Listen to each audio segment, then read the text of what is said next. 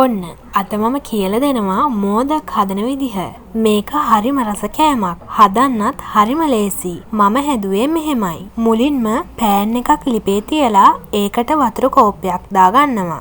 ඊට පස්සේ බටර් තේ හැන්දුකුත් දාගන්නවා. ඒ වගේම හකුරු තේ හැන්දුකුත් දාගන්නවා. ලුණු තේ හැඳි කාලකුත් දාගන්නවා. දැන් ඉතින් මේ ටිකක් කලවම් කරලා උතුරවා ගන්න. ඔන්න වතුර එක දැන් නටනවා. දැන් මම මේකට හාල් පිටි කෝප්පයක් එකතු කරගන්නවා. ඊට පස්සේ ඒක හොඳට කලවම් කරගන්නවා. එතකොට මෙන්න මේ වගේ තමා තියෙන්නේ. දැන් මම මේක ලිපෙන් අයින් කරලා නිවෙන්න තියාගන්නවා. ඊට පස්සේ තාච්චියක් ලිපේ තියලා ඒකට බටර් තේ හැන්දක් දාගන්නවා. බටර් දියුණාම ඒකට පොල් කෝප්ප එකක් එකතු කරගන්නවා. පොල් ටික දැන් බටර් වලින් ටිකක් මලව ගන්න ඕන. ඊට පස්සේ මම මේකට හකුරු එකතු කරගන්නවා. ඒක ප්‍රමාණයක් කියන්න බෑ. පාට සහ ඔයාගේ පැණි රස අනුව දාගන්න. මම කෝප්ප කාලකට චුට්ටක් වැඩියෙන් දාගත්තා. දැන් මේක හොඳට කලවම් කරගන්න ඕන. එතකොට මේ වගේ තමා තියෙන්නේ. ඊට පස්සේ ලුණු තේ හැඳි කාලක් දාගන්නවා. ඒ වගේම තලපු වෙනසල්ලට 3-4ක් දාගන්නවා. දැන් ඉතින් මේක කලවම් කරකරුයා ගන්න. මෙන්න මේ ගානට එද්දී මම මේක ලිපෙන් අයින් කරගන්නවා. ඊට පස්සේ බෝල් එකක් අරගෙන අපේ පිටි මිශ්‍රණය ඒකට දාගන්නවා. දැන් ඉතින් මේක හොඳට ඩෝ එකක් වෙනකම් අනා ගන්න ඕන. මුකුත්ම දාන්න යන්න එපා මේකට.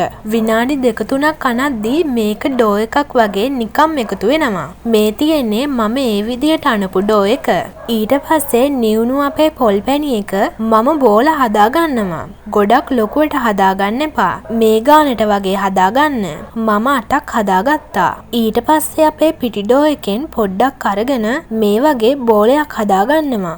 දැන් ඉතින් අල්ල උඩ තියලා මේ වගේ තුනි කරගන්න ඕන. හොඳට රවුමක් වගේ තුනි කරගන්න. වටේ කඩතොළු වගේ තියෙනවා නම් ඒවත් හදලා තුනි කරගන්න. ඊට පස්සේ අල්ල මේ වගේ බොක්ක හදාගන්න. එතකොට තියෙන්නේ මෙන්න මේ විදිහට. දැන් මම මේක මැදින් පොල් පැණි බෝලයක් තියාගන්නවා. ඊට පස්සේ මේ වගේ පරිස්සමින් වහගන්නවා. දැන් මේ මෝදක් එක ලස්සනට හදාගන්න ඕන. උඩ හරිය නිකන් කොණ්ඩ කැවුම වගේ තමා මේක තියෙන්න ඕන. අතින් හැඩ කරලා ලස්සනට මේක හදාගන්න. ඔන්න මේ තියෙන්නේ මම මේ විදියට හදපු මෝදක් එක. මේකට මම ගෑරප්පුව අරගෙන මේ වගේ ලස්සනට ඉරි ටික තියාගන්නවා. මෙහෙම කරන්නේ මෝදක් එක තව ලස්සන වෙන්න. මේ බලන්නකෝ හැදුවට පස්සේ ලස්සනට තියෙනවා. මේ විදියට ඔක්කොම ටික හදාගන්න. ඔන්න මම මෝදක් 8ම හදාගත්තා. දැන් මේක ස්ටීම් කරගන්න ඕන. කෙසෙල් කොලයක් කෙලලා ස්ටීමරේ මම හදාගත්තා. ඒ කුඩින් අපේ මෝදක් ටික ලස්සනට අඩු කරගන්නවා. දැන් ඉතින් මේක විනාඩි 20ක් හුමාලයෙන් තඹ ගන්න ඕන. මේ තියෙන්නේ ඒ විදිහට තඹපු මෝදක් ටික. ෂා බලන්නකෝ ලස්සනට තියෙනවා.